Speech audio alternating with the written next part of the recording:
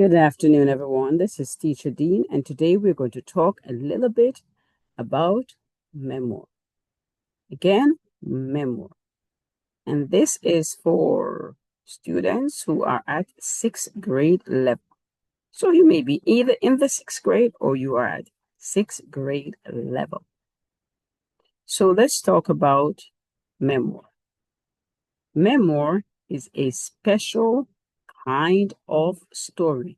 Again, it's a special kind of story. It is not a diary, not a diary, and it's not a personal narrative. Again, not a diary, a personal narrative. So, what does a memoir do? It shares important events that mean a lot to the writer. So, maybe you write about a Christmas. Some of you wrote about the day that my cousin died.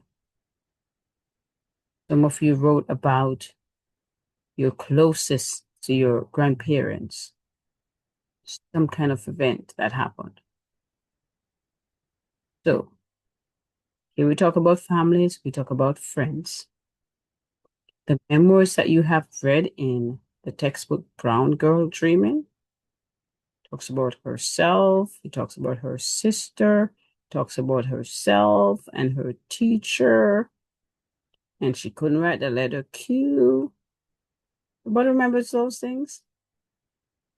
It talks about herself and she couldn't spell the word introduce.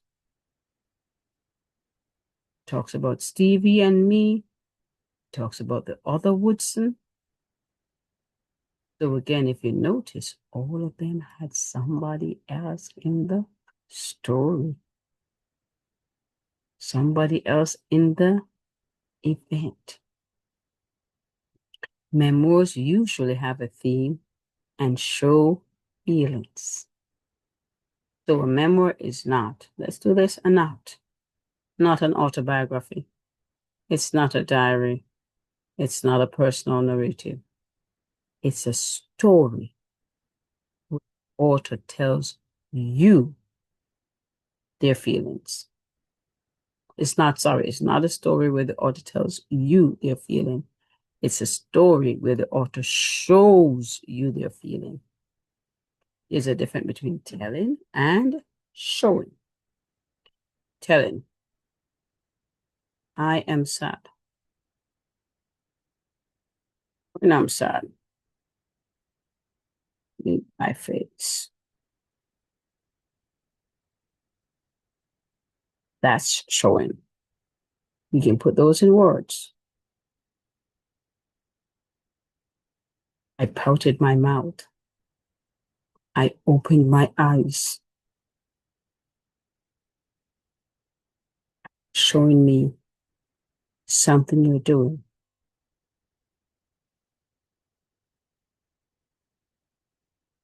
Pushed up my mouth.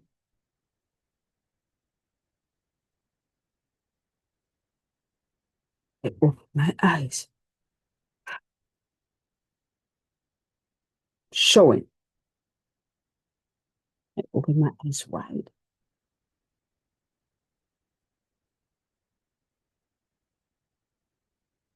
I don't have to say the word. Whatever, a little bit. Yes. So we use words to show our feelings. Hope that makes sense to you.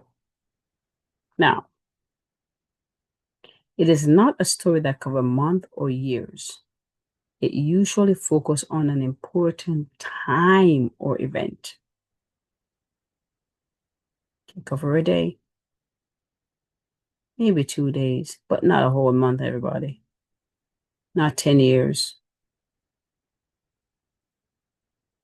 My first day of middle school.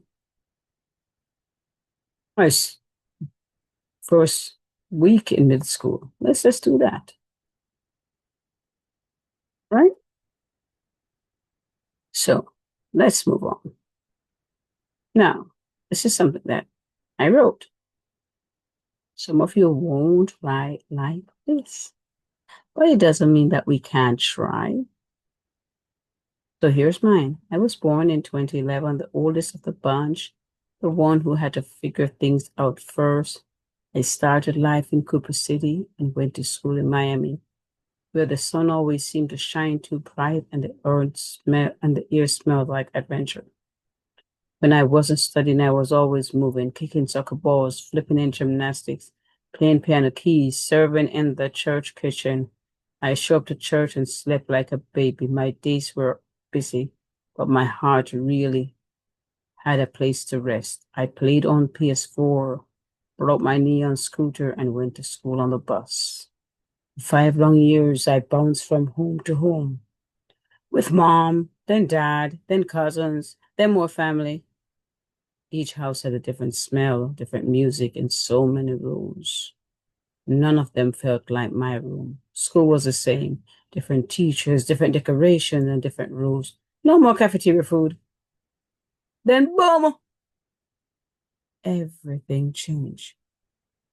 Suddenly, I was in Brazil. I'm learning that life isn't about where you live, but how you keep going. Every move, every meal, every memory. It adds up to who I am today, a smarter, braver, and cooler sixth grader. Now, this is something that's kind of good, but we want to make it a little better. We need some paragraphs. Paragraphs. 6 to 8 sentences, please. How many? 6 to 8 sentences, please. Let's do some more description. Now, look at my title. It's changed. The day everything changed. I was the first, born in 2011, the oldest of the bunch. That means I had to figure things out first. No one to follow, no one to copy, just me, stumbling through the unknown, trying to make sense of it all. Cooper City was where it started, but Miami was where I learned to live. The sun shined and it blazed like it had something to prove.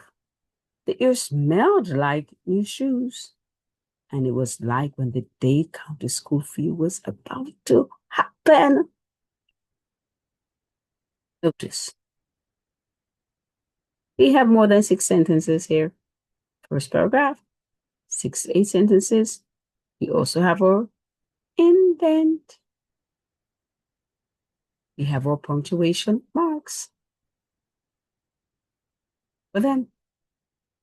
Now, when I wasn't in class, I was in motion, kicking soccer balls across fields, flipping through the air in gymnastics, fingers dancing across piano keys, or helping in the church kitchen, where the smell of chicken and the sound of laughter made everything feel warm. I'd showed up to church, help out, and then fall asleep like a baby in the pews. Oh, I see the word like. I think of a simile. That was my rhythm. Busy days, but a heart knew where it could rest. Then came the chaos. 5 years of bouncing, mom's house, then dad's, then cousins, then more family. Each place had its own smell, its own music, its own rules. I tried to make each room mine, but none of them ever really were. School changed too. Teachers, new walls, new rules, no more cafeteria food, no more family faces, just me trying to keep up. And then, boom, onomatopoeia, Brazil, new language, new streets, new everything. I didn't know where I fit, but I kept moving, learning. I kept showing up. Now I get it. Life isn't about where you live, it's about how you keep going. Every move, every meal, every memory. They're all part of me now.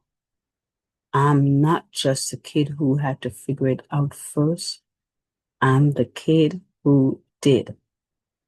I'm a sixth grader now, smarter, braver, and I'm still moving. So you don't need to be perfect, everyone. Similarly, a little bit of una bit of something shows that you understand a little bit of figurative language. Everybody got that? Sometimes you could write, oh, sun shined and shined and shined. Kept going on and on and on. Repetition, something. Let's put a little bit into this. Let's put a little bit into this so that when you write your memoir, it makes sense to you. Everybody understand? Everybody got that? So we're writing memoirs. Like some people say memoir vignettes, but we're writing something. We need at least 2 paragraphs. At least 2. Some of you are still struggling with 1 paragraph, but let's work on to 2. Everybody got that? So thank you again and see you next class.